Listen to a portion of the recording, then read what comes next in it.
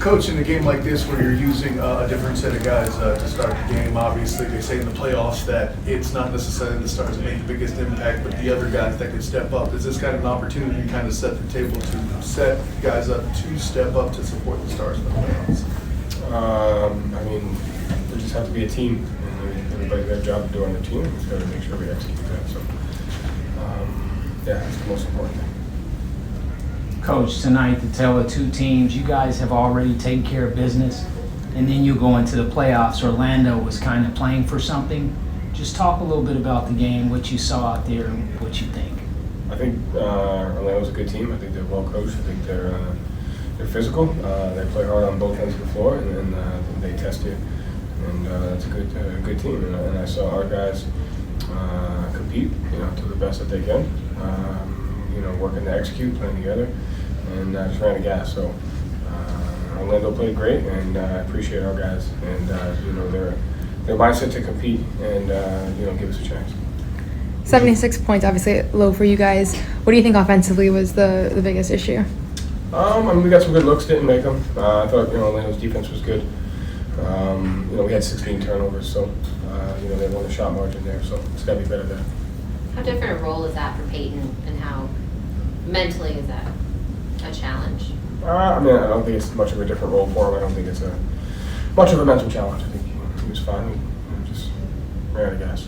Joe, a lot of these guys are, looking to increase their roles on the Celtics, right? Like they're looking to build as individual players. How much does a game like this, where they get that extended run, are you looking at seeing how they can improve individual skills that could translate to when the guys are healthy? Zero. One game doesn't do that. It's a whole body of work over the course of games, practices, workouts, film sessions. So there's not one thing they could do tonight that would impact what they've done over the course of the season. Is there any difference for you, evaluating certain skills like that in a real-time setting versus in practice, or is it the same? To me, it's all the same. I mean, but it all adds up. It's not just one thing. It's a combination of all the things that go into getting ready to execute on both ends of the floor.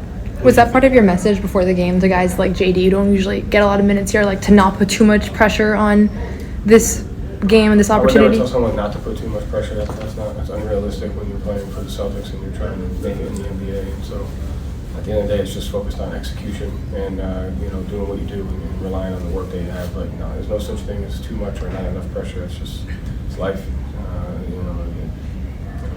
What do you think of Baylor's start tonight in his minutes? He was good. Yeah, he gave us a shot. Played well. So it's a matter of just guys not kind of knowing how to play with each other. You're throwing combinations out there of guys who are really unfamiliar, and maybe some of the turnovers and mistakes, just the little things that you see for lack of cohesion. I mean, I appreciate everyone's creativity and the type of questions that they were asking, but we got to the hotel at 4:30 in the morning. So, that was really fun what you guys did there. But The question I will Last ask question. is, guys, what are we doing? But to answer your question, no, we've done that before. We played Luke and Nimi together in the Houston game. We've had plenty of opportunity to be able to do that, but this was good. is there a certain opportunity with the Magic having their full starters out there that you could observe and maybe kind of keep in your pocket for film later should you come across them in the playoffs again? I mean, not just, we played them 3 times. We played them, different ways over the course of the last couple of years. So, like I said, every team has a DNA.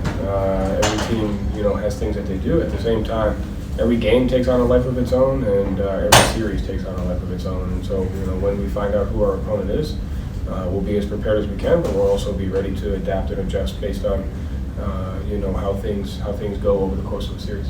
Thank you, Joe. Thanks, Coach. That was fun, guys.